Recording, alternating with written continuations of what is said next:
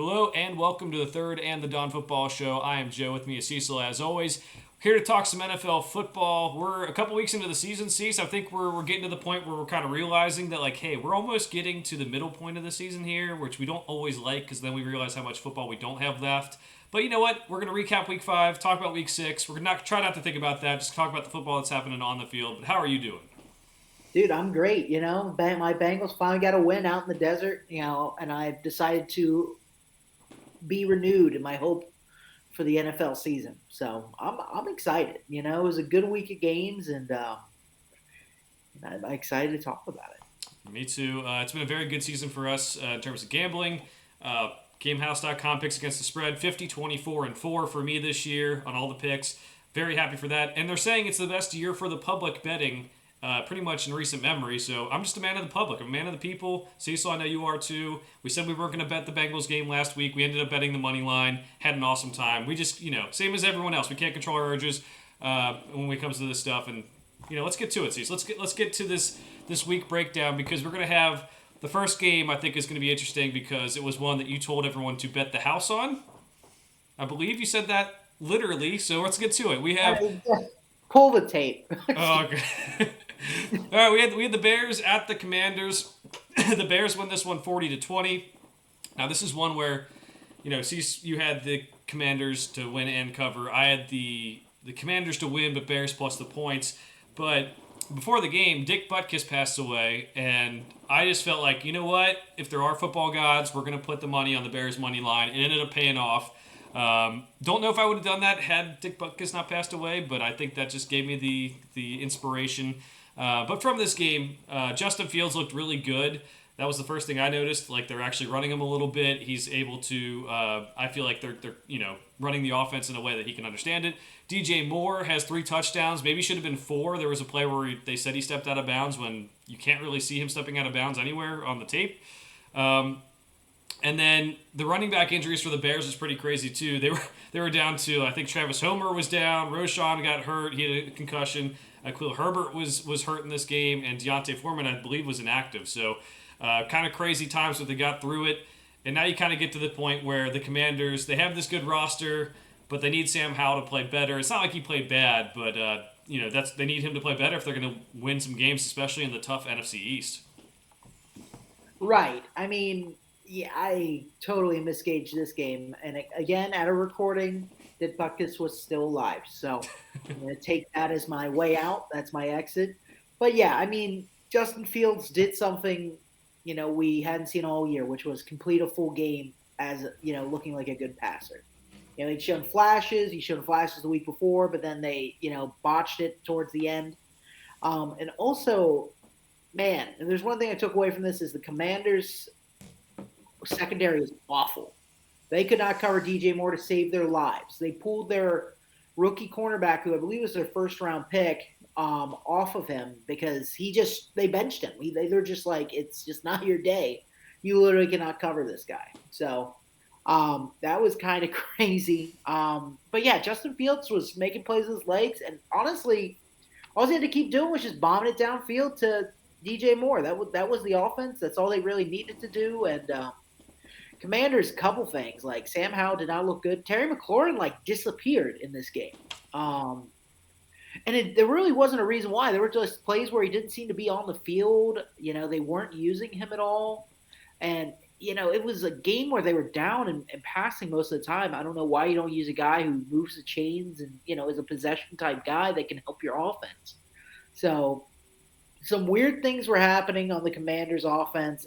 It seems like it was one of those Thursday night games where one team was hungry and came to play. The other kind of just whirled out of bed that day, thought it would be an easy win, and there's no such thing in the NFL. Absolutely. You make an excellent point with talking about Emmanuel Forbes, that they had to take him off of DJ Moore. He was their first-round draft pick. Now, since we did the draft show, we mentioned his strengths and weaknesses. So he is a smaller corner. I think if he's successful in the NFL, he'll be like the smallest corner who plays on the outside who's that successful. And they took him in the first round, maybe a little bit earlier for our tastes. He's also, you usually think of these zone corners as, these big, lanky guys, because that's what the Seahawks always did with, Richard Sherman. They played a lot of cover 3. But he's a zone corner, and they keep on playing man coverage with him. I know he's smaller, doesn't really fit the mold, but he had the most interceptions in the FBS last year because of his ability to kind of like read the quarterback's eyes while he's also paying attention to what's going on around him. And they're playing man-to-man coverage. That's just kind of malpractice, and especially because they took him in the first round knowing that, and they're still playing a lot of man coverage. So I think Brett Coleman said on Twitter, if you can't play man coverage, don't play man coverage. You play stupid games, win stupid prizes. Like that point from you. But yeah, I think we're looking at the Bears team that maybe has some momentum going here, and the Commanders, as you said, Sam Howell's got to figure it out. He's got the rest of the year to figure it out for himself. I mean, they do have Jacoby Brissett they might put in, but otherwise, it's looking like a pretty good free agent class for quarterbacks. Kirk Cousins might be on the market, looking like a good draft class, and that's something that you don't want to see or talk about if you're Sam Howell. And I really appreciate the Taylor Swift deep cut. I mean, is this becoming a Taylor Swift slash football podcast? I don't know. You're the one. You can't even get through one game without putting in some lyrics.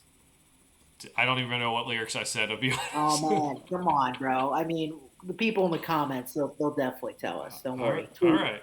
If you don't know it, it's like play stupid games, you get stupid you win stupid prizes. Is like one of the most like opening lyrics to one of her like biggest songs.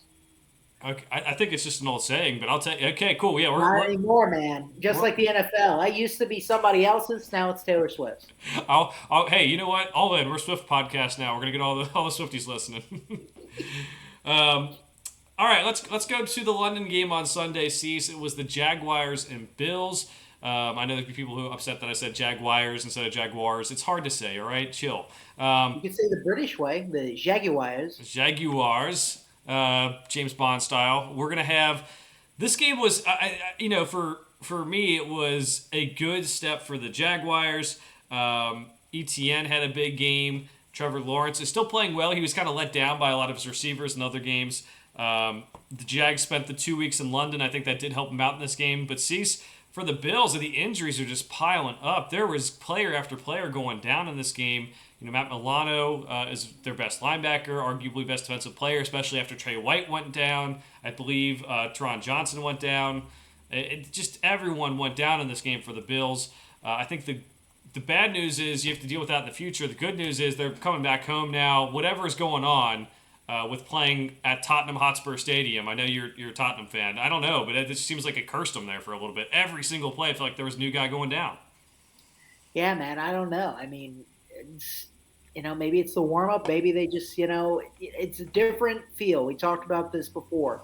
And one of the things we thought that the Jaguars might have an advantage in is they played in London a lot through the last couple of years. And two, the Jaguars have been there for an entire week, so they're acclimated. Buffalo Bills, I mean, you got to think body time for them. I mean, it was probably 9 o'clock in the morning when that game started to them still. And, I mean, that's fine. Some people are early risers, but to put your body through what they usually, have hours and hours of warm-ups, right? They're warming up for at least an hour before game time. We see it every time in the NFL. So let's be honest. This guy's body time probably got on the field about 7 o'clock in the morning to them. And that's weird for your body to go from a routine of, especially one that has such, physical stress on the body. I mean, you can see how injuries could pile up like that. It's the same reason why Thursday night games, people don't like them. People don't like adding games this season because, the more stress you put on your body, the more out of routine you get, the more likely injuries are going to happen. And we did see that with the Buffalo Bills, unfortunately. But same time, I mean, the Jaguars converted so many third downs in that game. It was unbelievable, their success rate. And, I mean, that was really a true key to the game as well. The Bills just straight up couldn't get off the field, and the defense was exhausted, and that's probably also another reason why they started getting hurt because they were on the field for so long. Yeah, definitely. All go into account there, and I think it's tough because they just were injured already coming into the game, and it stinks for the Bills because they are a team that has a roster that could win a Super Bowl, but now you kind of think like, hey, they're looking good up until this week, and now you think about the impact of the injuries going forward, and you're kind of like, I mean, they could still do it, but it'd take a lot for them to do it. A lot of this, NFL stuff is staying healthy too, and I think something we kind of gloss over. So, Jaguars get the win; they're getting back on track, and the Bills will have to figure some things out. Maybe sign some free agents to kind of get back to where they want to be. All right, the Falcons beat the Texans 21-19. This was Desmond Ritter's, I think, best game of his career. He played really well, 329 yards, 1 touchdown. The Falcons had to do a good job of getting Kyle Pitts the ball, 7 catches for 87 yards, not something we're used to saying. Bijan Robinson had a cool catch where he kind of like pinned it against his back and kind of got a touchdown, and there's a cool camera angle on social media you can find there. And C.J. Stroud has set the record for most passes attempted without throwing an interception to start an NFL career, which is amazing considering they have no running game and no offensive line. So Texans fans, yes, you get the loss. Have to feel good about C.J. Stroud moving forward. And for the Falcons, Desmond Ridder has not lost a home game in college or in the NFL yet. He's going to have a tough one coming up this week, so we'll see where we're going with that one. But just impressive for him, even though he only has started about 5 home games, I think, in his NFL career. Yeah, that's a crazy stat on both ends for both quarterbacks. Yeah, I mean, the big thing too, it seems like the Falcons' pass defense. That AJ Terrell is really coming to his own over the last 2 years in the NFL.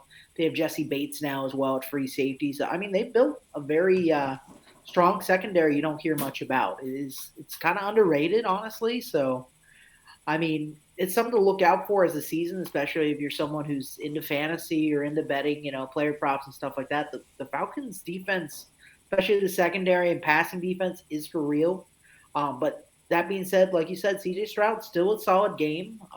There's only so much he can do on a team like that. I mean, the Texans are keeping games interesting week in and week out, and they found a guy who honestly can win them the game in the right situation. And maybe if you just give him a little more around him, I mean, the Texans could turn this program around quickly because honestly, a lot of times turning around is just the hardest thing to do in football is to find that quarterback. And it looks like they've done that.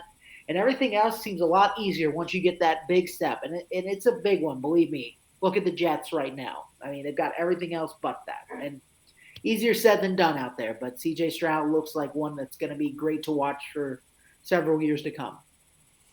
Absolutely. We'll keep it moving, too, because those teams aren't necessarily the best ones. We don't expect these teams to maybe make the playoffs, but did create a very good game for us this week. Moving on, we have the Lions beating the Panthers 42-24. Only have a couple notes for this one, too. Pretty cool flea flicker for the Lions in this one that the 49ers also ran a very similar version of against the Cowboys on Sunday Night Football. David Montgomery had a big game. And I think it's time to start talking about the Lions being like an actually good team. They're 4-1, playing some good football.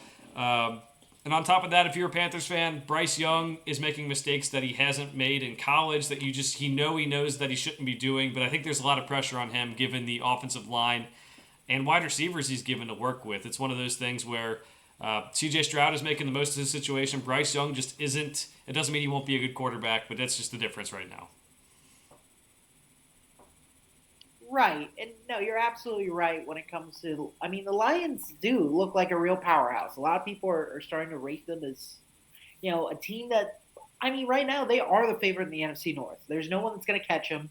I mean, the Packers, the Vikings, I mean, the Bears, everyone in that division has looked less than stellar. So, the Lions are the only ones honestly winning football games and winning them consistently. And they, like you said, they're blowing out teams.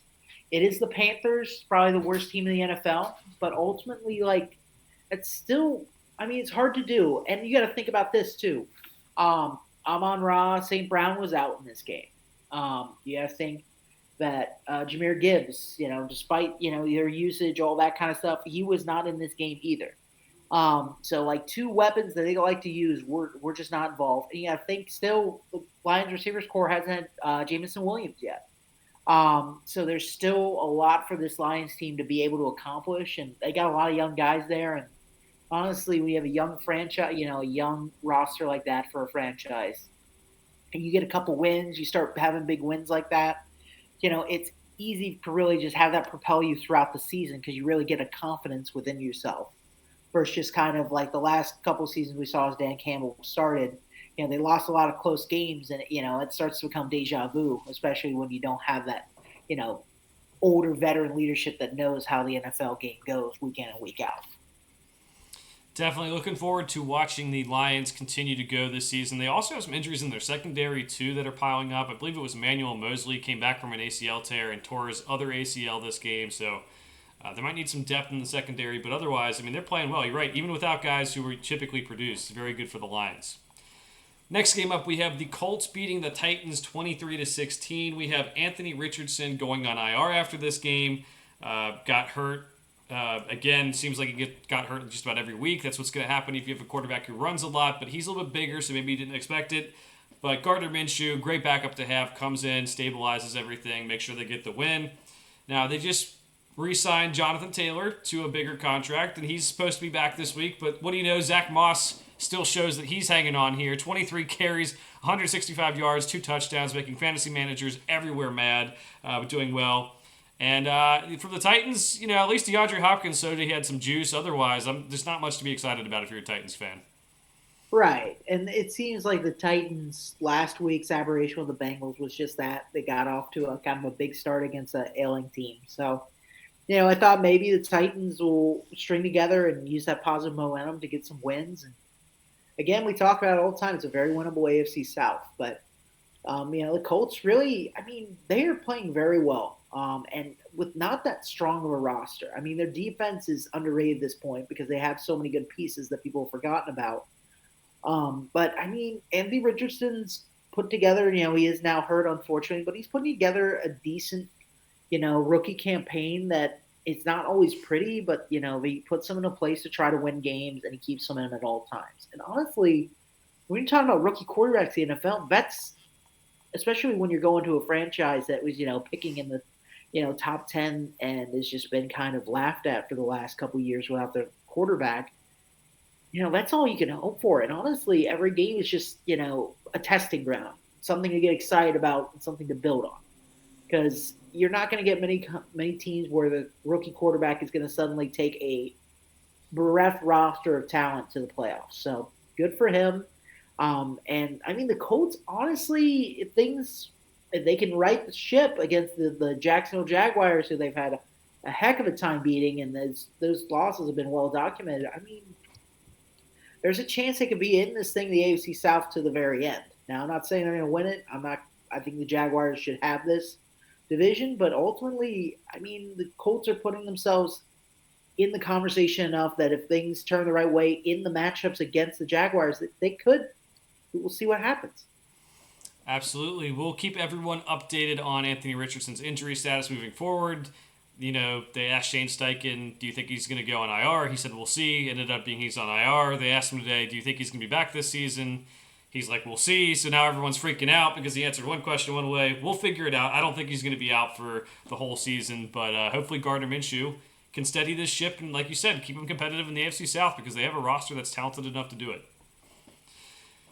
Next one up, we have the Dolphins beating the Giants 31-16. This game, Cecil, I know you were upset about two Tua interceptions that he shouldn't have thrown, but otherwise, just complete domination. Dolphins do have some injuries now. Devon Achane, I got to say that again because he changed it from A-Chain, which is a terrible marketing move. He's hurt for this. He's on IR. He's not going to be eligible to come back until, I believe, week 11 after they found a star. But we know with this Mike McDaniel, Kyle Shanahan offense, you can kind of rotate running backs in, and you know what? Raheem Mostert's still healthy. Jeff Wilson's coming off IR maybe this week.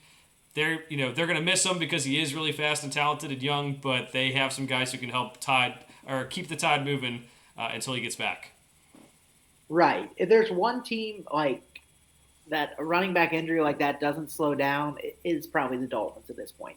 Because Mostert over the last couple weeks before a chain got injured, he really came on the scene. He was dominating too. The yards per carry are crazy. He's looked absolutely fantastic. So I don't think, like you said, Jeff Wilson's coming back. I don't think the Dolphins are going to have to worry that much. I think it's a good move to just make sure the young running back gets healthy. But they just destroyed the Giants. The Giants are just in disarray. Daniel Jones hurt his neck. Their offense is just not functional. And last year, we talked about this. It was the Saquon Barkley show where basically they used every little bit of talent Saquon Barkley had, and they basically ran with Daniel Jones reckless abandon because honestly, they weren't tied to him after the year, so they don't care if he got hurt. I don't really see that play calling changing that much. I think teams just are starting to realize that's all they got. Maybe they drafted Jalen Hyatt.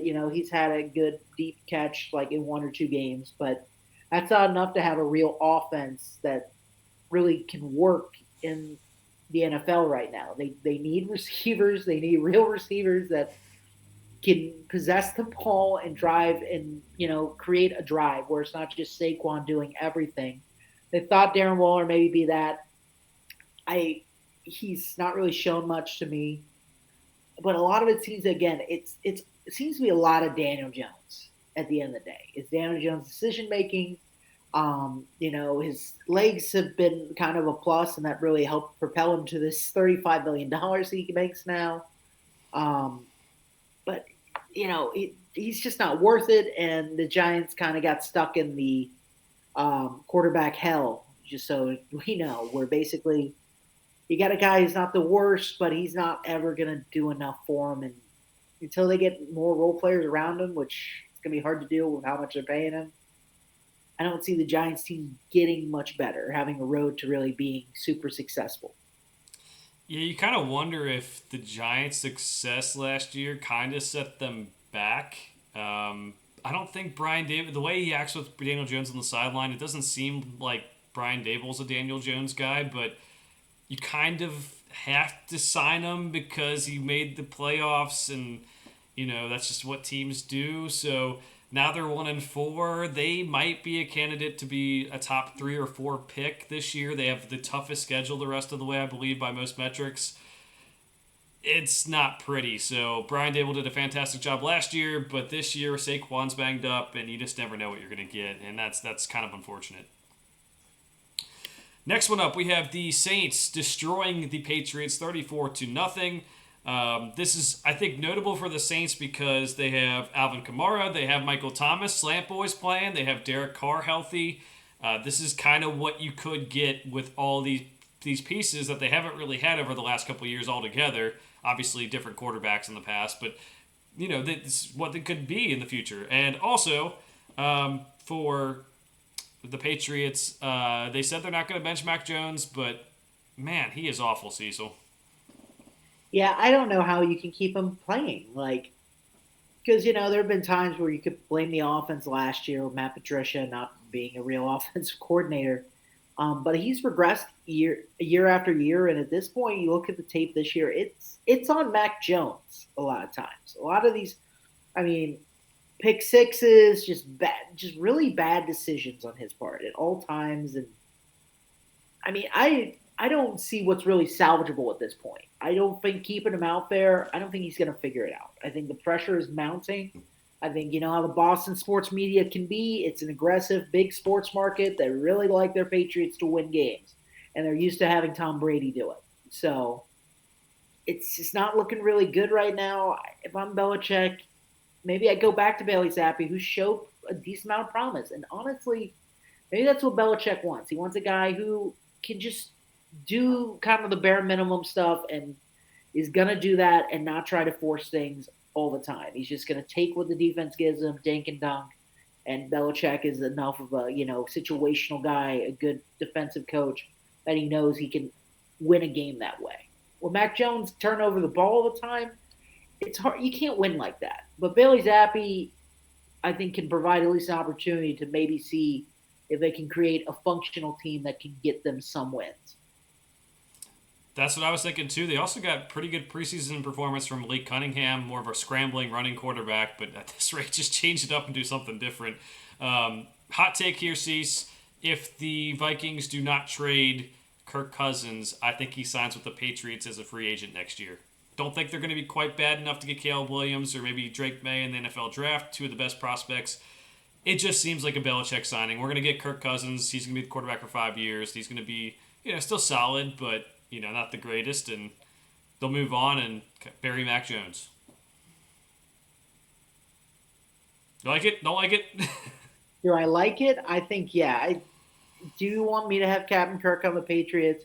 It seems like it. I mean, it reminds me of the Drew Bledsoe days, honestly. That's what I'm kind of seeing. When you say put Kirk Cousins in there, I'm like, I've seen that script before. I've seen that Patriots team. Yeah.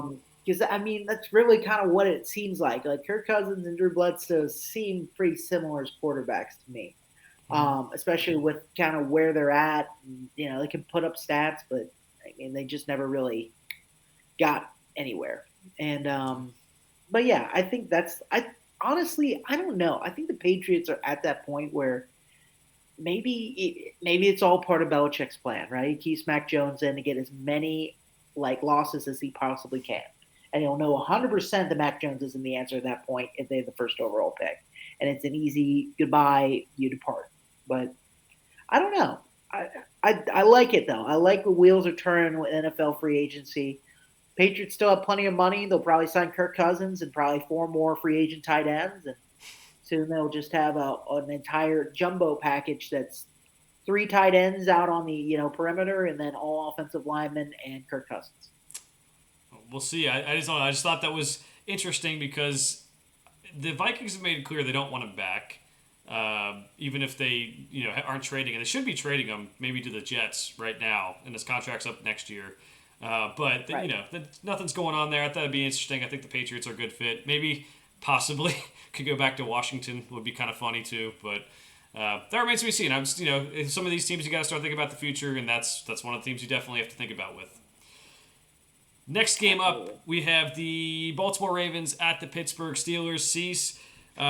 We had chants of Fire Matt Canada going on in the stadium. That extended to the Penguins home opener in the NHL. So Steelers fans are making it known that they do not like Matt Canada. They actually won this game in spite of Matt Canada. You might have people seen the highlight of Matt Canada looking frustrated when they scored that touchdown with George Pickens. Comes to find out, Kenny Pickett he changed the protection and alerted George Pickens to his route. So Kenny Pickett gets a lot more credit than Matt Canada will.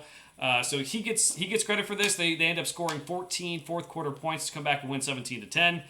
The Ravens did not play terribly in terms of like Lamar Jackson played okay. Had so many drops from his receivers that if they make those catches, they might win that game by 21 points. We saw one that went, I forget who it was, but right through his hands when he was going deep. It was just awful showing from their wide receivers. Just one of these games the Steelers just find a way to win. We always sit there at the end of the year, end of the season, like how did they go 9-8? Well, they win games like this somehow. Right. And I mean, honestly, they've introduced complete and utter chaos in the AFC North with this win. That's another big thing to take away from this game. But man, like Lamar, the Ravens started out very well, and then from there they just I don't know what happened because I mean the Steelers are a good defense, but like they just Ravens look like they just got lost like halfway through the game, and just from there, like John Harbaugh couldn't figure it out and like get any points at all almost the rest of the game. I mean the Steelers got a safety, which it's just dumb stuff. Where it's just like, how is this the game I'm watching? How are the Steelers in this like awful game? And how the Ravens like literally let a team who has such a poor offense like get back in it like that? I mean, the Ravens should have won this game by a touchdown probably. I get it's a rivalry game, but I mean they just had no business losing it, and that shows me that honestly the AFC North. I mean, who knows who's going to win at this point? Every team is. I mean, I thought maybe the Ravens are going to get off to a quick start and that'll be it, but I mean, they're two and what? They're 3-2. The Steelers are somehow 3-2, I believe. Mm-hmm.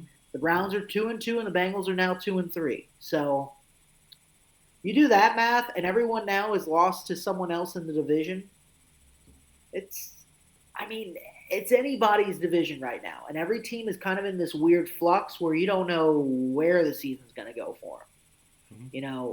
Ravens are trending down, Browns are trending down, Steelers are kind of a question mark. It just depends on if their defense just beats the heck out of somebody and they just give up and win the game. And the Bengals, I mean, they're trending up, but we'll see how much that goes, especially when they play someone like the Steelers. So weird game. Steelers get the win, and it's Bedlam in the AFC North. Yeah, it's totally crazy. I think the whole division has kind of been exactly what we haven't expected. I mean, the Ravens got too cute in this game. They were throwing the ball around a little bit too much. They were averaging 5 yards a carry, and they let the Steelers come back into the game. The Steelers aren't the same without Cam Hayward, at least in terms of stopping the run, and it's a whole mess. We know the Browns beat the Bengals week 1, and now Deshaun Watson sat out last week. He might sit out this week. It's going to be an interesting division down the stretch for sure. We'll stay with one of the AFC North teams. The Cincinnati Bengals go on the road and beat the Arizona Cardinals 34-20. Specifically, have to note that Jamar Chase had a Bengals record for most receptions in a game. Absolutely went off. I will absolutely applaud the Bengals offensive coordinator, Brian Callahan, and Zach Taylor for finding ways to get him the ball.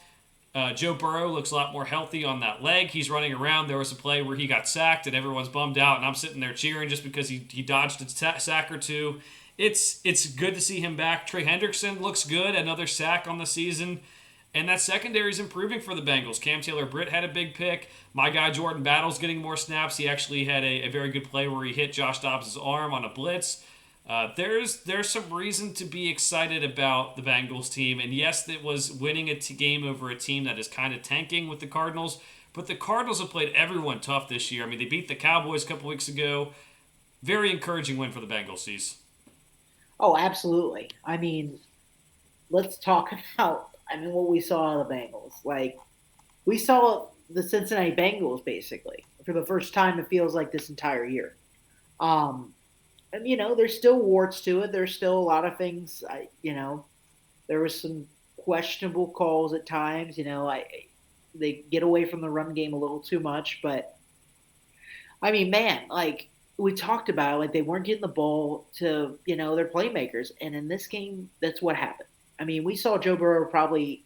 Joe Burrow was probably like 75, 70, maybe 80% in this game. Like he's not 100% at all, but he's enough where he can actually like move and not be a statue, and two, like push a little bit in the throws, which is honestly even more important than him just not being able to elude the pocket.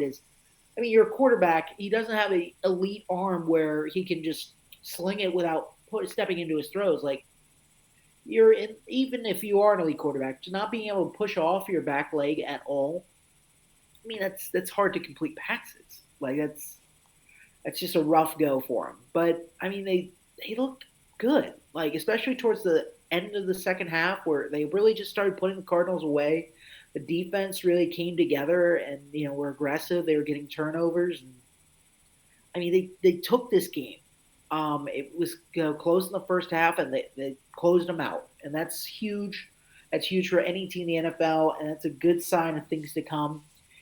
All we're hoping right now is honestly, the big question is, what if Joe Burrow injures his calf again? Right? The same thing could keep happening. We're hoping right now, if you're the Cincinnati Bengals, you got a game this week against the Seahawks. It is winnable.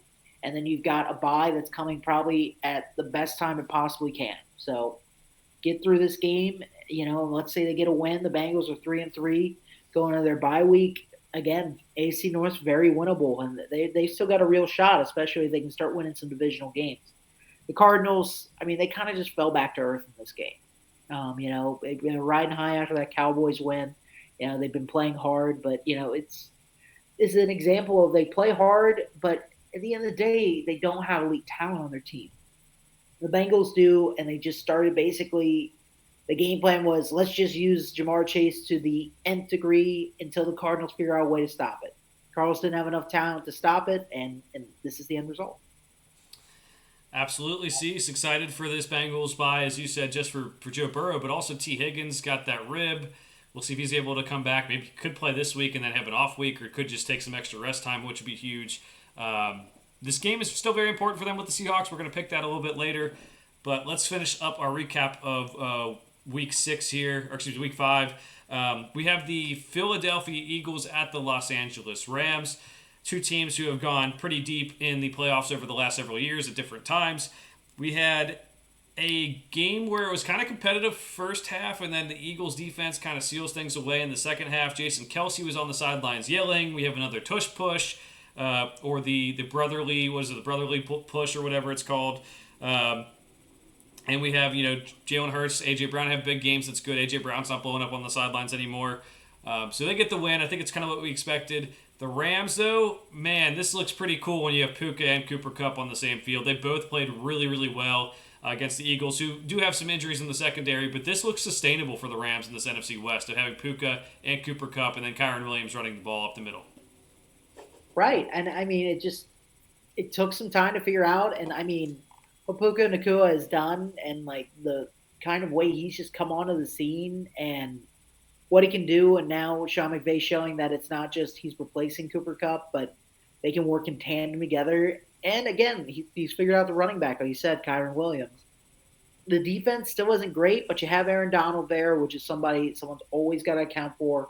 Could always wreck a game for somebody, especially if he just goes off. Um, and I mean, it's a winning formula. Again, I mean, the 49ers, I don't think they're going to catch up to them at this point. But I mean, we're talking a winnable wild card in the NFC. There's a lot of them, and we've seen there's just again not that many good teams.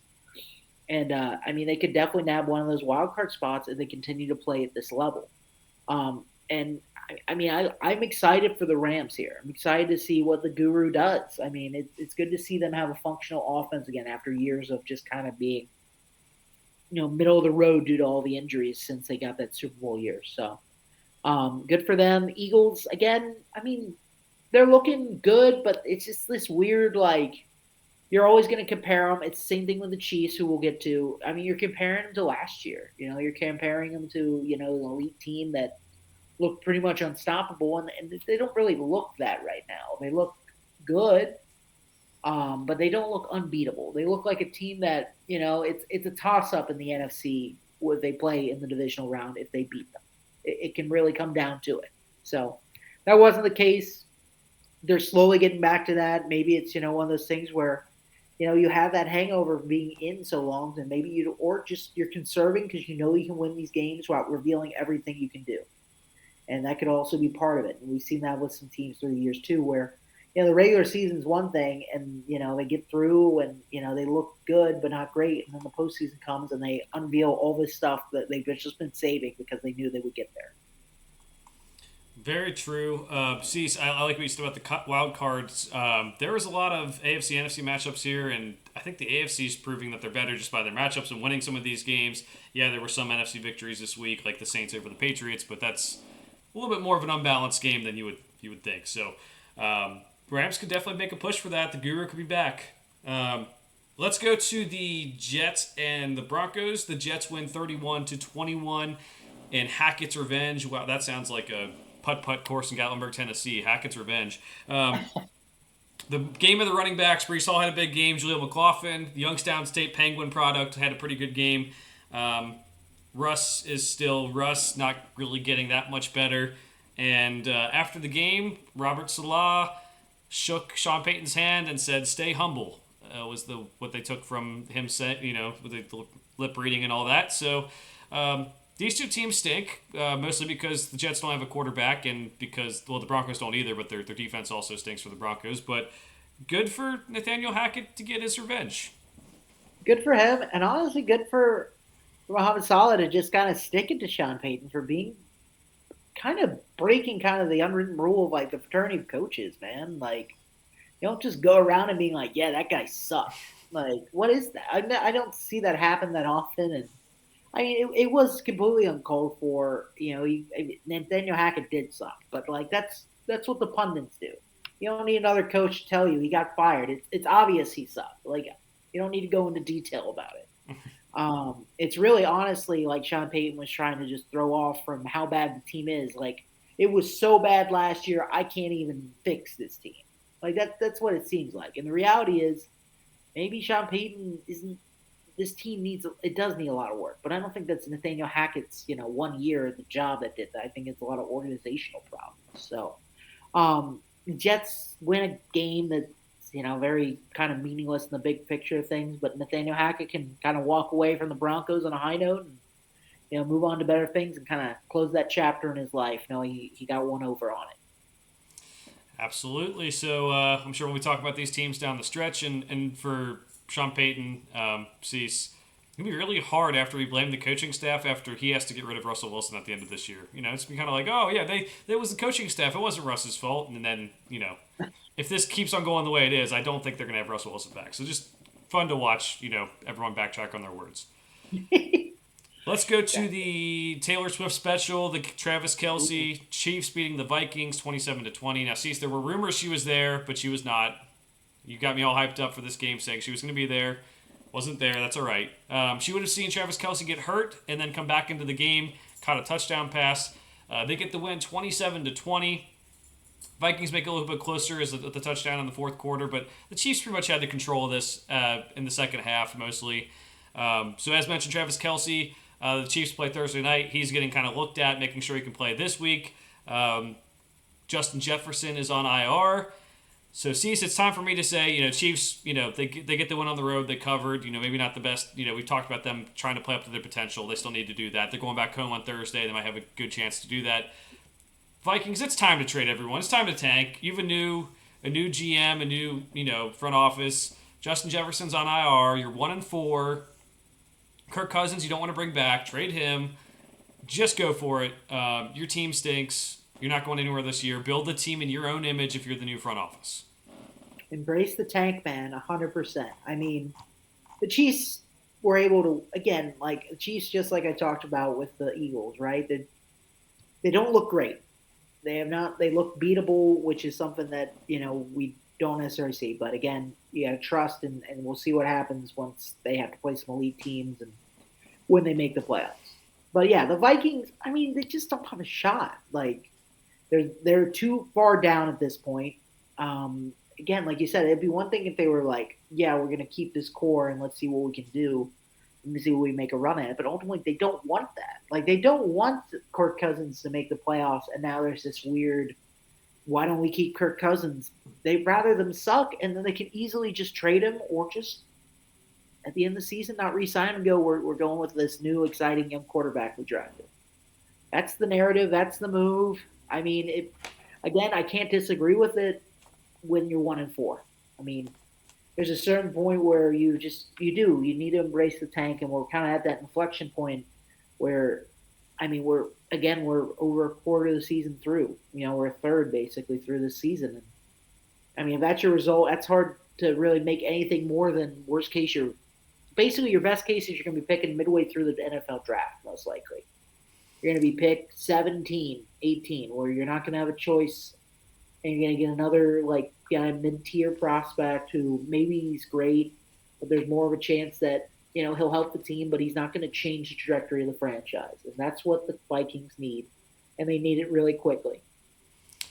I'm with you on that, Cease. One more note from this game that I forgot earlier. There was a play where a Chiefs player should have been flagged for taking his helmet off. We would just like everyone to be held to a certain standard. I think the NFL goes through these cycles where I think a lot of fans complain about one team getting more of the calls. Maybe like when Tom Brady was with the Patriots, per se, it's kind of felt that way. And maybe like a little bit early 2000s with the Steelers. Like the team that everyone, like they always have a team where it just seems like everything kind of just slides by. And even at the start of the year with the Chiefs with the Jawan Taylor false start, it was clearly a false start and just weren't calling it. Can we just hold all the teams accountable? I'm usually the guy that's like, hey, the conspiracy theories are wrong. This is awful. But let's just, if he takes his helmet off, I feel like if it was like a Bengals player, we'd be flagged and, that guy would be suspended for 8 weeks. Absolutely. Okay. I had to say it. It bugged me that, if it's going to be a rule, make it a rule. If it's not going to be a rule, don't make it a rule. It bugs me. All right, let's go to the Sunday Night Football game. It was a anticipated matchup, but it was a blowout. 49ers win 42-10. Seen this movie too many times from my perspective. But I think this was a good indication that, one, something we knew already, Mike McCarthy is not a great coach. If you look at some of the tape, he's trying to implement a timing offense. He's doing a bad job of it. The receivers aren't getting open. They aren't getting separation. They aren't following the timing rules. That's just going to create issues down the road, especially when you play good defense like the 49ers. Dak didn't have his best game. But for the 49ers, which is a team we should be focusing more on, even though the people in the media keep on wanting just to talk about Dak and whether he's good, Brock Purdy's good enough to win a Super Bowl with this team. He knows where to go with the football. He can handle the pressure.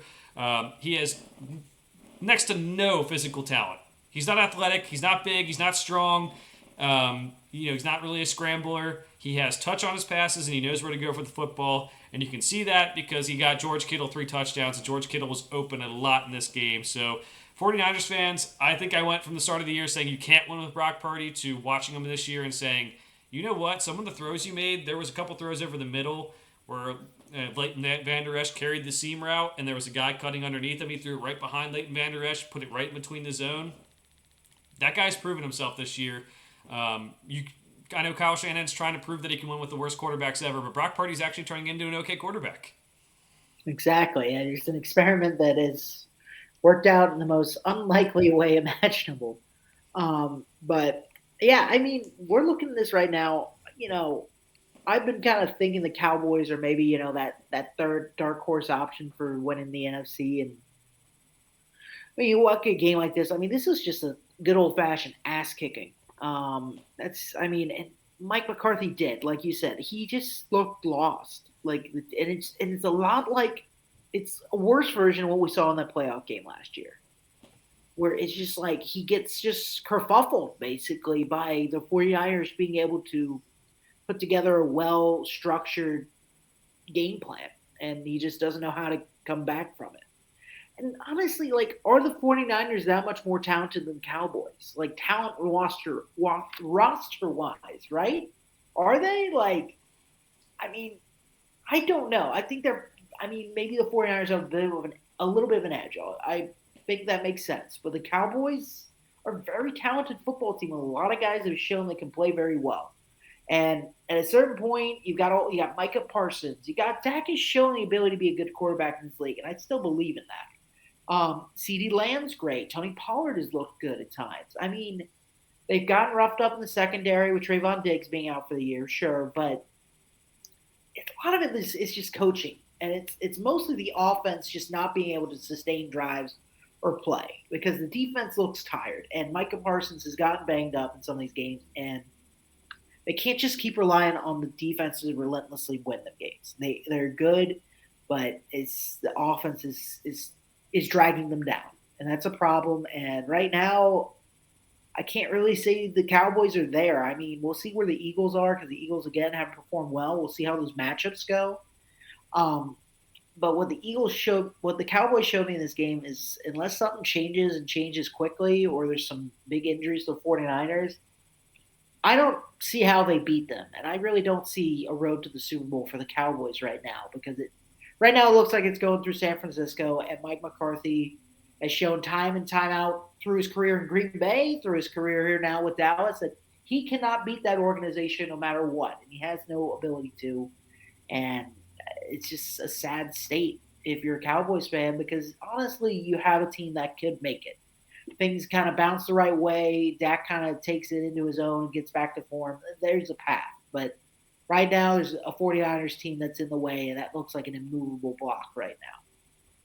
Yeah, you said it, Cease. It's disappointing because they have a roster that has, top 5 in terms of talent in the league, top 6 or 7 at the very least.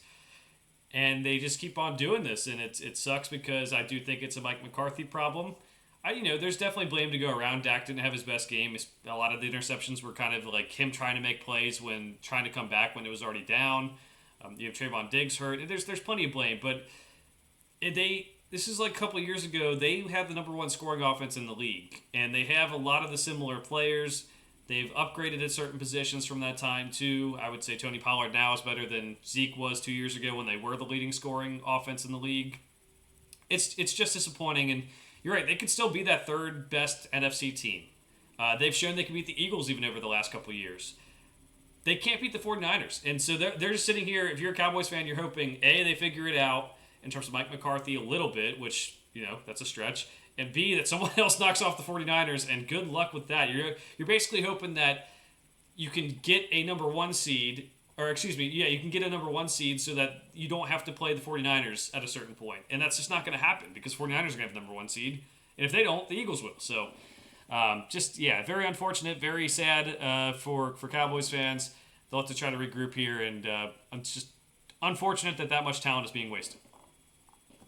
All right, Monday Night Football season. It wasn't the best matchup. It was Green Bay versus the Las Vegas Raiders. This one was in Vegas. Jordan Love stinks.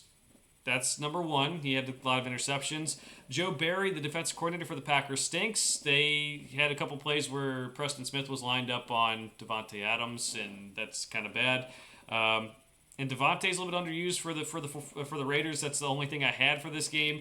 Very I would say, boring Monday night game. Yes, it was close, 17-13. I like what Jair Alexander said for the Packers defense. We feel like we can't give up any touchdowns or else we're going to lose. You just sometimes you have to do a little bit better job rebuilding and can't just put all your eggs into the Aaron Rodgers basket and then piss off Aaron Rodgers and make him want to leave. That's just how it goes. Yeah, it's they really banked on like Jordan Love being this generational quarterback type, which I mean, I guess in a way the lottery ticket of getting three back-to-back franchise quarterbacks that are, top three in their like eras is pretty much next to none, right? Two is pretty crazy that you have two Hall of Fame quarterbacks right after each other. So I mean, there's a chance it was going to run, but man, Jordan Love is anything. He's not close to being a franchise quarterback right now, and I think Green Bay really, as an organization after the season, because again, maybe they win a couple games, they have good players, but just organizationally, they just failed. They failed the test of I have a Hall of Fame quarterback. Yes, he has problems. He can be an asshole. Like everyone knows this, but the reality is that guy also wins MVP, and you also paired him with a coach who tries to basically undercut him and take the ball out of his hands and not let him kind of. He doesn't trust him to win big games in the playoffs. And that's the reality, right? Mm-hmm. They kind of backed Matt LaFleur, they backed the new GM as an organization more than they backed their Hall of Fame quarterback because he was hard to deal with. And I think they just got a little, nearsighted and thought they could just do it again. They thought, you know, I think Gutkins thinks he's Ted Thompson, and he's not. Ted Thompson had a heck of a career as a GM in the NFL and really built a Packers team that somehow was amazing and a good team for a very, very long time, despite everything really being against them. Like nobody wants to play in Green Bay, Wisconsin. Like no player on their in their right mind really just goes, "That's the market I want to be in." It's their age. I mean, maybe some of these guys are diehard football guys and they love Green Bay, sure. But I can sure as hell tell you right now, their agent isn't hyped about it. And that's the uphill battle you face in Green Bay. And you had a guy who, I mean, he could have been there the rest of his career. Maybe they never win another Super Bowl, right? Maybe, but the thing is, they're not going to a full rebuild either. They're trying to like patch this team together, and it's ugly. And like I've liked the Packers the organization for a long time. I've cheered for the Packers for a long time, but like I can't cheer for this. Like, because what am I hoping for? Another win so Matt LaFleur can keep his job? Like, is that what I want? I don't want that. Matt LaFleur has shown he's not capable of creating a team that's going to be good. He showed that the whole time he had Aaron Rodgers. So the idea that now, like, it's just so it's been laid bare for everyone that Matt LaFleur is not a good coach, and the organization has failed. Their exit strategy for Aaron Rodgers was completely failed. They should have never let Devontae Adams leave, which I don't know if they could have controlled, but I mean they sure as hell didn't try. And again, like you look at these teams and you look at what both those players have done since they left Green Bay. They've both been elite. Aaron Rodgers obviously, we'll never know what could have happened with the Jets, but that's probably for the best for Green Bay because there would have been nothing worse than watching Aaron Rodgers be in the playoffs with the Jets team while Green Bay sits at home with their middling quarterback who has no real hope of being better. He can't read defenses very well. It's clear. His decision making is not there.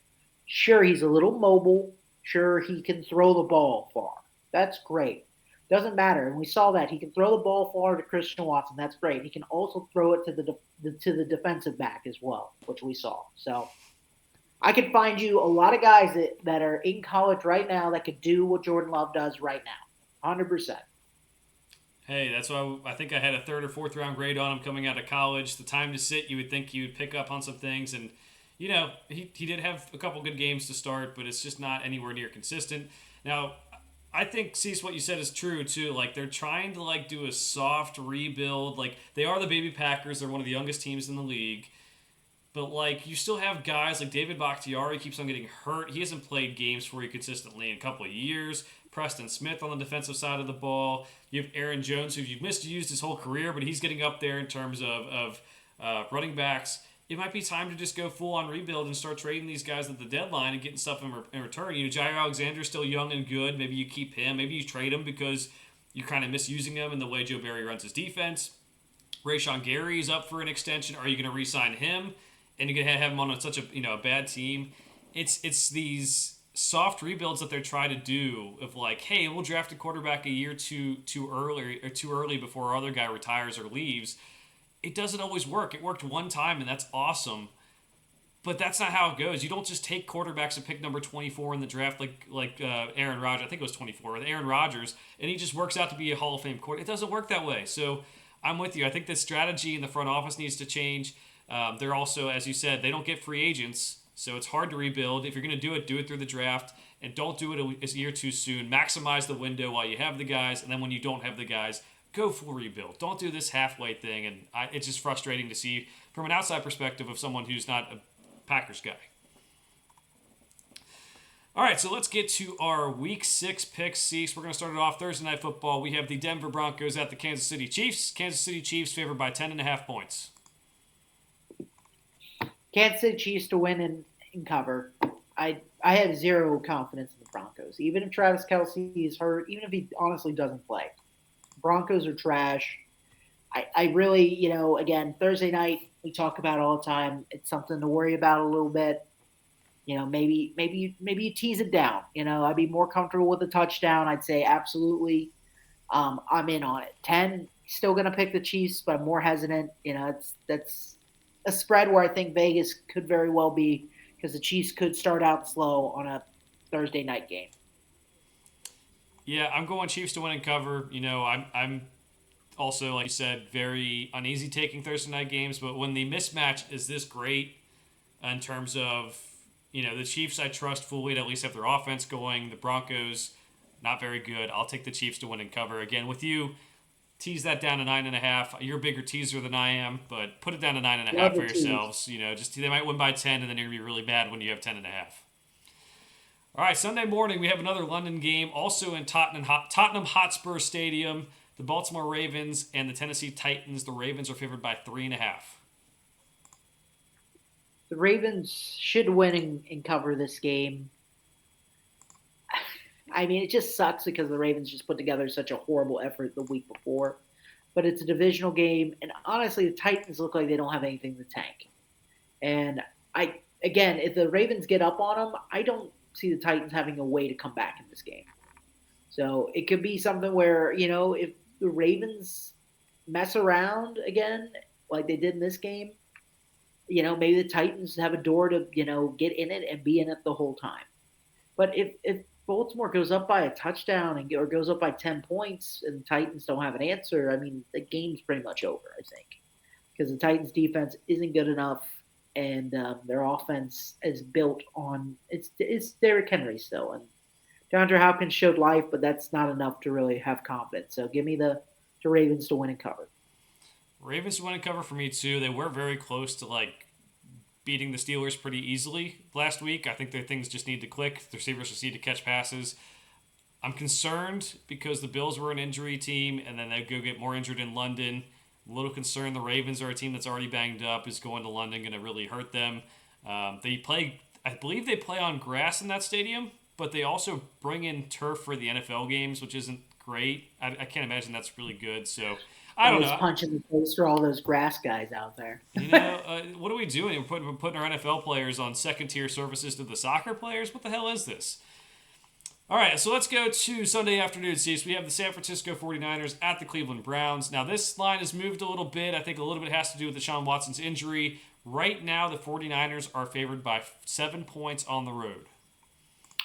Deal. I'll take that. I think there's a team that can probably kind of stand up to the Browns defense. It's the 49ers right now, and it's not, again, we talked about it. It's not because Brock Purdy is elite. It's because Brock Purdy just doesn't make close decisions, right? Kyle Shanahan is 100% is told him 1,000 times, just throw the ball away. I don't really care. Like, we'll win this game. Like, unless it's the fourth quarter and we're down and literally we have to pass, like, that's what I want you to do. If it's open, hit the ball. If you hit the accurate mark, I'm not asking you to do anything crazy. You don't see it, throw it away. Don't take the sack. And like that's honestly going to be the Browns' worst nightmare, right? Because I'm going to be honest, Miles Garrett is going to try to disrupt. That's the 49ers' offensive line is less than it's been, but it's still pretty good, and they hold up a lot in situations. And it's harder to key on what the 49ers are going to do because they have got a lot of guys that are dynamic and can be used in different ways. Like they've got Deebo Samuels, they got Christian McCaffrey, the guys that they could run out of the backfield, they could throw it for all we know. Like, and when the Browns defense has to count for all that stuff, I think it makes it a little different. Now again, it's 7 points. Probably you don't want seven, but I'd be comfortable if it's 7.5. I'd still take it. I'd still take the 49ers. I'm confident in them. What I'm not confident is somehow the Browns hobbled Deshaun Watson, who honestly already makes just absolutely horrible decisions with the ball, especially with an elite edge like Nick Bosa out there. So, I mean, they've got their own Miles Garrett disruptor. They've got Nick Bosa there, and he could track down Deshaun Watson like 100%. He'll track him down. Like, so it's not going to be as likely, and those linebackers are fast and they're good and they're strong, and they'll bring Deshaun Watson down too. So if he's trying to do this weird scramble his legs, the 49ers will track his ass down, and that'll be it because the only thing he has to his credit is his ability to create. It can be good or bad because it's not a guarantee that letting him cook is a good idea. Like it could go horribly wrong, as we see. It's literally a flip of a coin every time he rolls out of the pocket if he's going to do something good or it's going to be bad. So, I like the odds of that team that actually has talent and isn't relying on a guy who just tries to wing it. Brock Purdy is the opposite. He is not going to wing it at all. And that's probably for the best because he knows his limitations, and the team is okay with that. The Browns think Deshaun Watson's the greatest quarterback in the NFL. So, Wow, that's tough. Imagine working with people like that. I'm going to go 49ers to win and cover. I got this at a little bit better line earlier in the week. I think the Deshaun Watson news moved it. I had on the gamehouse.com had it at 49ers to cover 5. I'd still take 7. As you said, I'd still take 7.5 the way the 49ers are playing. I'd take a little bit even higher than that. My only concern here is the weather. We're looking at, the ESPN score graphics here. There's weather that says it's going to rain. If it is rainy, that usually means closer games. Remember last year the 49ers, they lost to the Bears, right? With Justin Fields did the what's it called? The swim, like the penguin dives on the field. So only concern there is that I still think the 49ers win even if they don't cover though. Just too much talent. Defense is too good. The offense should be able to run the ball pretty well. it only rains at the Brown Stadium. Yeah, nowhere else. Nowhere else. Just the Brown Stadium. Who'd have known? All right, let's go. New Orleans Saints are favored by 1.5 on the road against the Houston Texans. I'm gonna call this I'm gonna go with the Texans. I like the Texans at home, and I think Houston is kind of a very middle tier team that can get beaten, especially when they're away. Um, I think this is a game that I mean it's a decent line, but I think there's going to be a lot of sharps that are going to take Houston in this because I think C.J. Stroud has continued to show he can make things happen. It is a difficult defense, but again, they're on the road, and I think Derek Carr and the offense they need to show me a little more than what they've shown so far. So I'll give me the Texans at home. Call it a hunch. All right, well, we'll disagree here. I'm going to go Saints to win and cover. Reasons being, I do think that having every one of their big three there, Derek Carr, Michael Thomas, Alvin Kamara, I guess you could say Chris Olave is probably more the big three now, but just having all those pieces together really showed out last week against the Patriots. I do believe in their defense. I think they're going to win the NFC South pretty easily. Road game, not too far of a road game. I think the pass rush against the Texans' offensive line is a factor here too. Cam Jordan has a big game, and the Saints get the win on the road. All right, let's go with an easy one, Cease. Carolina Panthers at the Miami Dolphins. Dolphins favored by 13.5. Let's ride, baby. I can't. I can't pick against the Dolphins until like they show me. I mean, that Bills game sucked. But other than that, I love the Dolphins. Like it's hard to pick against this team. That spread's terrifying, 13 and a half. But there's one guy who I just know loves to score points and loves to get total yards. It's Mike McDaniel, and like he's gonna do it. The side of caution here is obviously the Panthers have a good defense. I mean, I would say good, not great. They've got some good, like they just got some solid talent on that team. And but there's also a chance, and this is what you also got to consider is there's Bryce Young could easily just throw two interceptions in his own territory, and the Dolphins could score a bunch of points really quickly. So I'm confident. I just trust the Dolphins right now. Until the Dolphins really screw me over, which they have not done yet, I got to go with them. Yeah, you're right. Like it's difficult every week having these huge lines to pick between. Uh, but I'm still taking the Dolphins until they burn me. The Panthers, as you said, Bryce Young could throw some picks. Their offensive line isn't very good. The Dolphins' defense is pretty good as well. There's just so many reasons to pick the Dolphins to win and cover in this one, even without Devon Achan, however he's going by now. I think they can get the job done. All right, Seattle Seahawks at the Cincinnati Bengals. Bengals favored by 2.5. Cease. Yeah, I'm gonna pick the Bengals here to win and cover because it's a small spread at home. You got Seattle coming from the West Coast. Um, the Bengals showed me enough, and you give me another week of trying to recover here, and I think we can have a team again. It looks like we have a Bengals team that looks like it can win games, and that's a big thing. And like I think it's going to be a very even game, but ultimately, I feel like the Seahawks are I feel like the Seahawks are going to be lagged. That's what happens in these games. I think the Bengals will be able to like successfully play again because again, there's not going to be that much film on what the Bengals can do this year because they've done nothing. So there's one game. I think they're going to try to limit Jamar Chase. But the bigger thing I like more than just Jamar Chase getting involved in the game this week was other people were getting involved in the game as well. Trent Irwin was making timely passes. People were catching the ball. People were moving the chains. And that was something that the Bengals lacked along with the big play ultimately. So I think, we get Joe Burrow at 80%. I like their chances. Geno Smith's banged up a little bit too. It's going to be more can the Bengals stop Kenneth Walker and just make sure DK Metcalf and Tyler Lockett don't just like go off on multiple big plays because they're going to get one. It's going to happen. It's part of how this game works. That's how the Seahawks offense functions. But if they limit it and it only happens every once in a while, I'm confident enough from what I saw in the Bengals offense last week that they will be in this game and can win one at home against a team that's going to be lagging from the West Coast. Yeah, I'm going to say what I said last week, which is I am not going to bet this game, at least the spread. No. Maybe you can get enticed to the money line again, but the Bengals should win and cover. I do think Joe Burrow is well on his way to being back, being able to avoid some of the pass rush. That's impressive because this week the Seahawks actually bring a pass rush that is better than expected. Don't really have many notable pass rushers, but they're actually getting to the quarterback a decent amount. I expect Jamar Chase to have another big game. They're going to have to get him, utilize him to his fullest abilities. Put him in different spots. We'll see him probably line up at running back a little bit too here and there, as he's done in the past, to just kind of get him in different positions. But yeah, I think the jet lag will be there. I think the Bengals should win.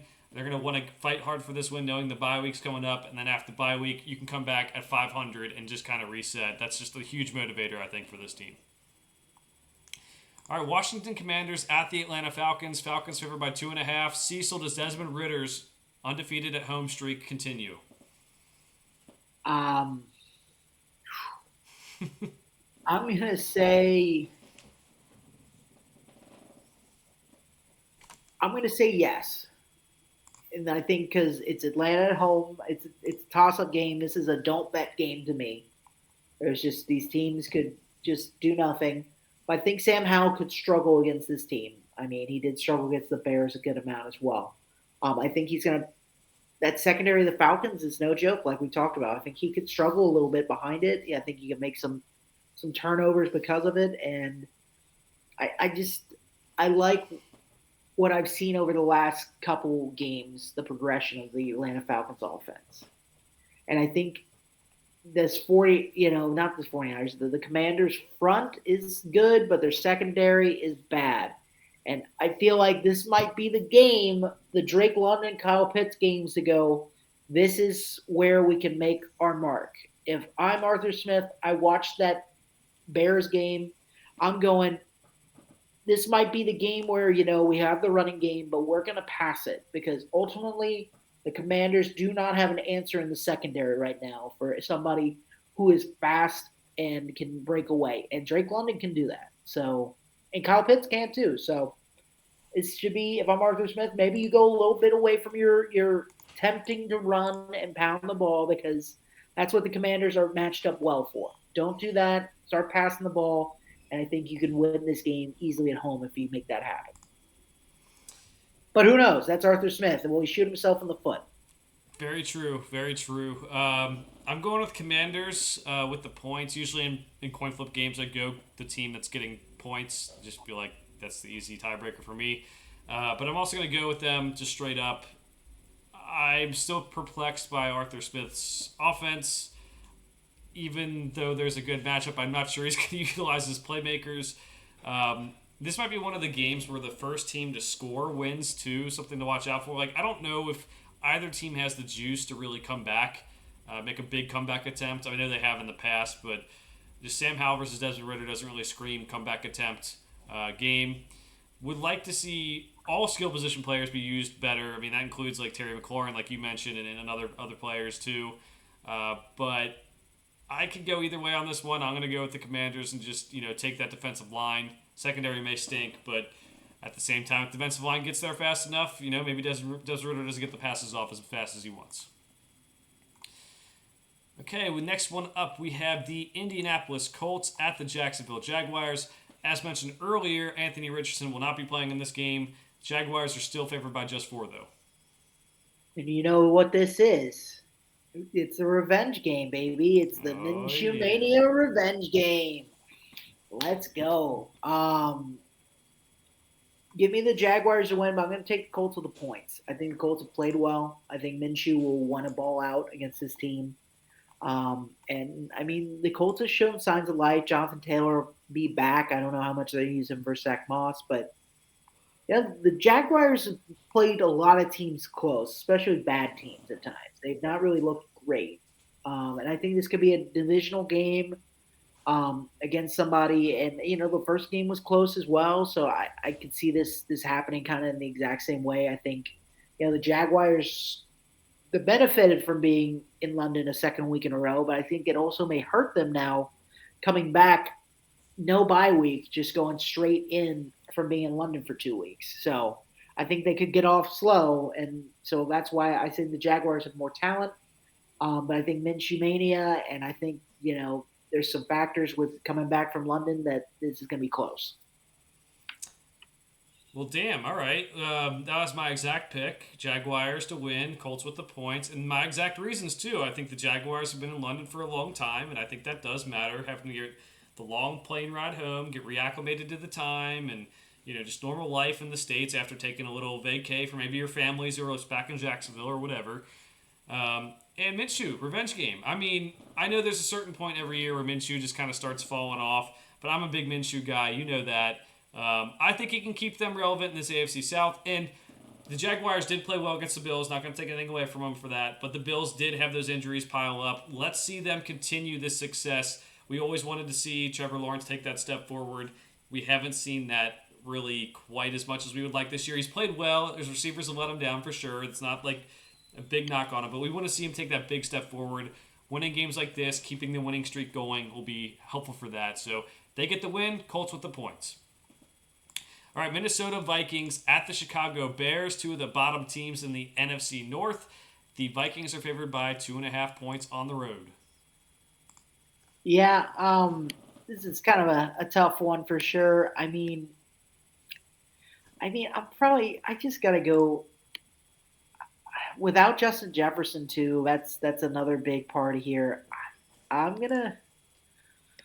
Should we just bite the bullet here? I don't know. What should I do? I would. You know what? Let's just go for it. Let's give me the Minnesota Vikings. I think I think the Bears are going to be kind of happy what happened last week. I think they're going to kind of be like, "Oh, we did it! Like we're good again."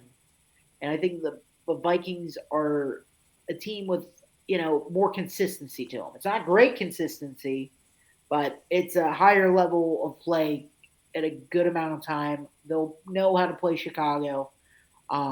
And I think Justin Fields and that offense kind of comes back to earth after a week. So I'm going to go with the Vikings here to win cover. I'm going Bears. Upset, baby. We're going to go because they're the home team, because they look like they got off to a better start against the Commanders. They got DJ Moore going. They've got more time off after playing on Thursday night last week. The Vikings take that huge hit with Justin Jefferson going on IR. And yeah, I think we're going to find out how bad the Vikings skill position players are.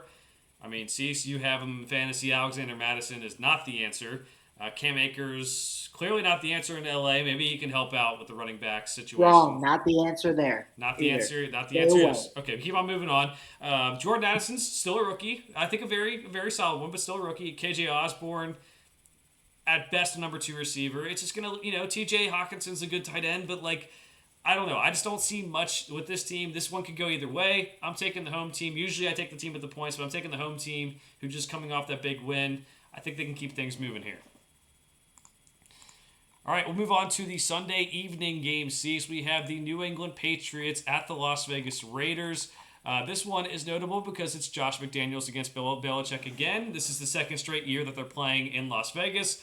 And if you remember last year, Jacoby Myers, at the end of the game, threw a pass, after catching a pass, threw it backwards like 30 yards, and it ended up costing the Patriots the game. And now we found out that he was a sleeper agent the whole time because he's now on the Raiders. So lots of fun here. Raiders are at home. They're favored by 3 points. Who are you going with?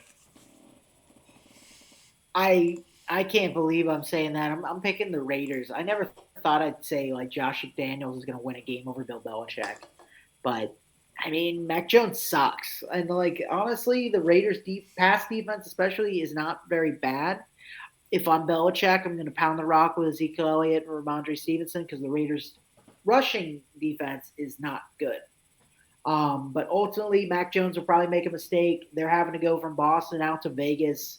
And I just trust Jimmy Garoppolo has looked decent so far. He hasn't looked great, but I mean, him and he's got a kind of a plethora of weapons. He's got Jacoby Myers. He's got Devontae Adams. And they can play well enough. Josh Jacobs will get some yards on the ground, even though he's been a little more ineffective this year. So I'm not going to say it's going to be a blowout, but I think the Raiders will win and cover a small spread. All right, I'm going to preface this by saying I don't think Mac Jones has had the best situation to start a career. I don't, having a defensive coordinator call his plays, just not having many weapons. But he also has the worst case of happy feet I think I've ever seen in an NFL quarterback. He's afraid of getting hit, afraid of standing in the pocket. He moves off his line way too easily. Needs to reset and throw the ball downfield. It's bad. It's really bad. Even running the ball may not win it. If you told me Bailey Zappi was starting this game, I'd probably take the Patriots. No joke. I don't think that he's necessarily the better quarterback all the time, but Mac Jones needs like a mental reset. He needs some more coaching about footwork, which it's bad. So, with all that being said, Raiders are going to win and cover.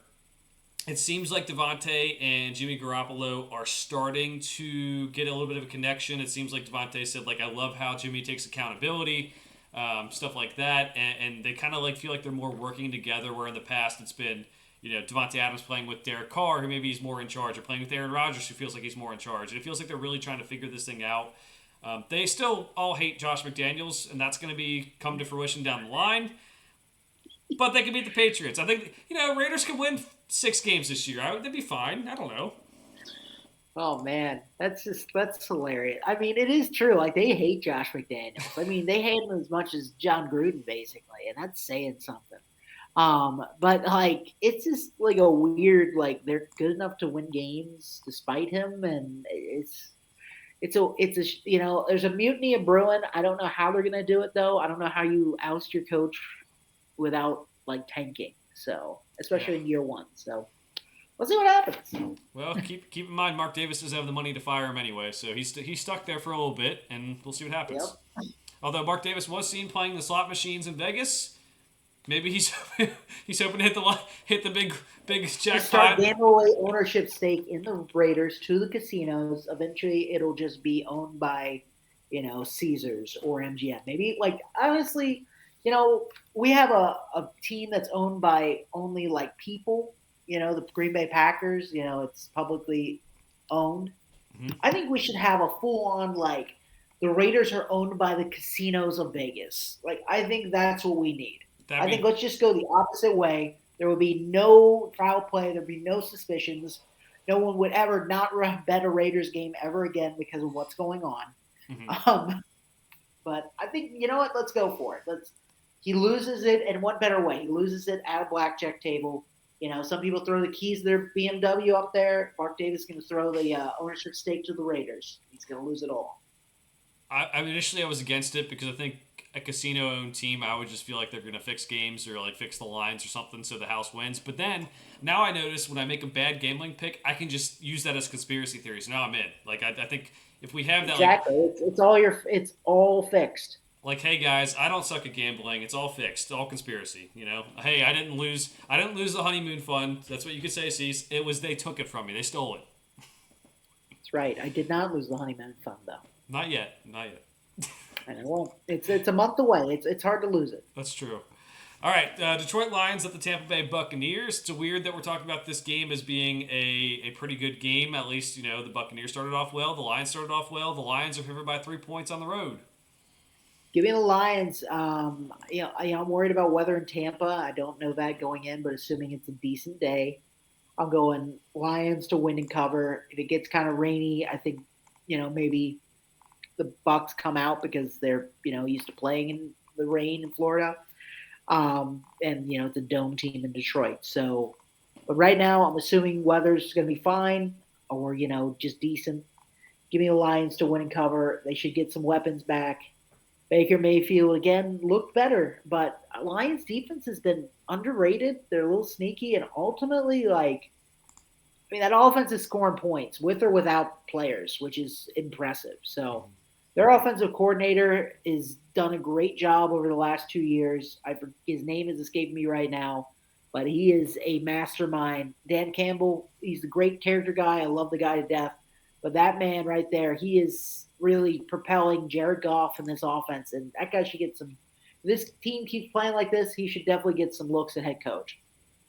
Totally agree with what you said.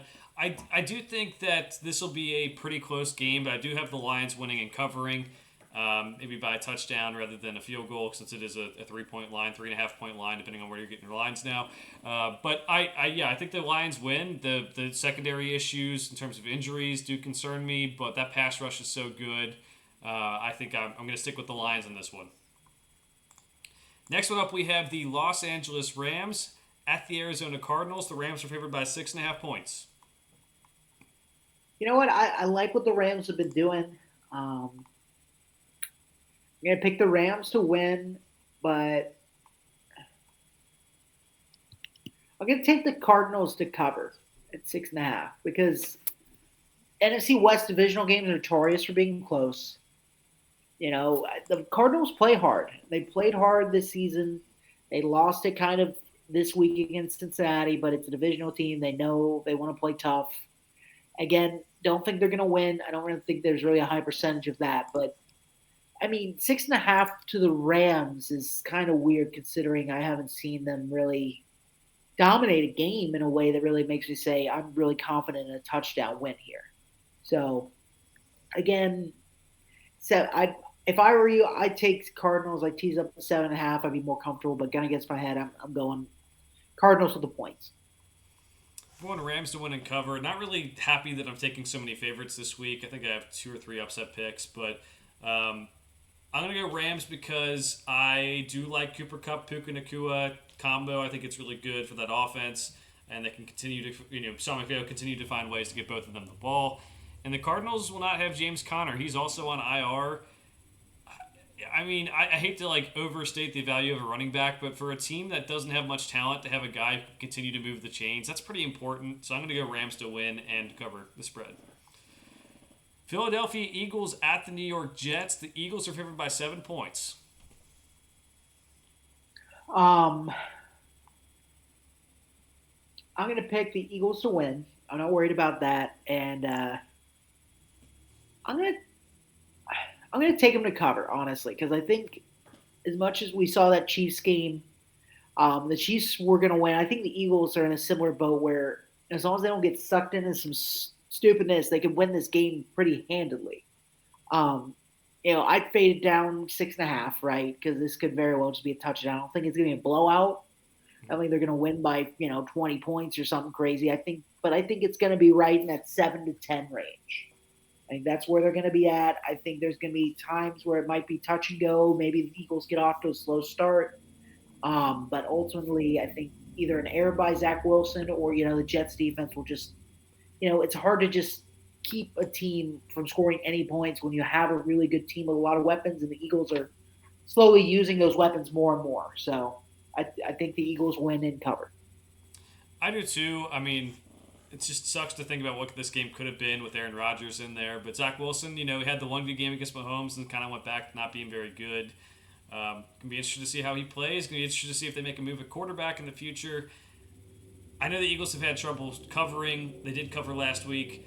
I think they're going to win this game and cover. 7 points is a big spread on the road against a team that, basically is the same as last year. They nearly made the playoffs, but you're right. They're starting to use all their weapons, and it's working out for them. All right, Sunday Night Football, Cease. This is another one where if you need some brownie points with your significant other, maybe you take the Sunday night off of watching football. Not the greatest early season schedule. We have the New York Giants at the Buffalo Bills. Bills favored by 14. It's the Brian Daboll revenge game, and he will not get it because Giants are a dumpster fire. I mean, I've never seen a team that's so easy to cover against. Honest to God, like I'm serious. Like they are a cover machine. Like I walk into a game and I look and I'm just like, yeah, they can win. I'm not worried about it. The Giants just aren't. They just aren't good enough, and it's weird. They are just so. They're not bad. I'm not like the Giants are the worst team in the NFL. They're just like weirdly decent at everything, but good at nothing. And they have Saquon Barkley, who's great, and some decent defensive role players. But again, it's not enough to make a team be good and competitive, unfortunately. So, 14 exactly. I'm going the Bills. I think they're just going to crush them, honestly. So, Bills to win and cover. Bills to win, Giants with the points for me. This says more about. I think it's going to rain in Buffalo Sunday night, so maybe I don't know. Maybe that changes things for you, Cease. But the rain and just the injuries piling up for the Bills. The Bills will win. They'll win comfortably, but maybe they win by 10. Maybe they win by like 11 points. It's just a big spread considering the injuries and the weather against pretty much anyone. Even though the Giants are pretty bad. They probably should have Saquon back, so I don't know. I'll take the points. All right, Monday Night Football. Cease. We have the Dallas Cowboys at the Los Angeles Chargers. The Cowboys are favored by 2.5. Whew. Give me the Cowboys to win and cover. I think that a lot of Dallas fans are going to be in that stadium. It's LA. I mean, the Cowboys are a huge market, and there's nobody that is from LA there. So, I mean, the Chargers' pass defense has been awful. It's one of the big things I've seen, and this could be very well a get-right game for Dak and that offense. They really need it right now after what happened. But I think this team can score points. I think the Chargers, again, are very, average. And the Cowboys are better than an average team. I think they can make quick work of an average team. They just aren't elite. And there's a weird disparity in the NFL between the top, 3 or 4 teams, honestly. And I think we'll see that in this game. I think a lot of people have scratching their heads going, I thought the Cowboys were trash now when they win this game. The reality is I don't think they're going to win by a lot, but I think they can get the win on the road. I'm going Cowboys to win and cover too. I'm trying to throw out whatever this past week was. I mean, they lost to the 49ers. They got blown out by the 49ers. Guess what? That happens a lot because the 49ers are really good. Shouldn't have happened to the Cowboys, but let's see if they find ways to get CeeDee Lamb the ball better. Let's see if they find ways to also spread the ball out. I think Brandon Cooks has like 73 or something like receiving yards this year. He's supposed to be the number 2. Michael Gallup is kind of washed. Sorry, I'm going to go on a rant about the Cowboys again. But they should be able to win and cover. The defense is good. The Chargers also have a lot of issues this year. J.C. Jackson refused to go in the game last week. They traded him back to the Patriots. Said get out of here after giving him a big contract. We have Austin Eckler returning from injury. He said 99% he's going to play, but probably not 100%. Mike Williams out for the year. There's a lot going on with the Chargers too. I don't think they're a bad team whatsoever, but I also think that there's some issues for them too. It's going to be a game where I think this is one you want to watch on Monday Night Football. Skip Sunday night if you have to. I'll be watching because I'm a sicko. But Monday night, watch that one for sure. Cowboys win and cover. Cecil, any final thoughts for the week? Now, just it's a good slate of games this week, and I'm just excited to watch a little more football. Absolutely. Getting, like we said, to the midpoint of the season. We're trying not to think too much about that, but a lot of good football to be had. We'll see if our Cincinnati Bengals can get back on track and get to 3-3 at the end of this week and head into the bye. Lots of fun going on there. All right, that's my final thought too. So, Cease, thanks for being here with me, and everyone, thanks for watching. We'll see you guys next time. See you guys.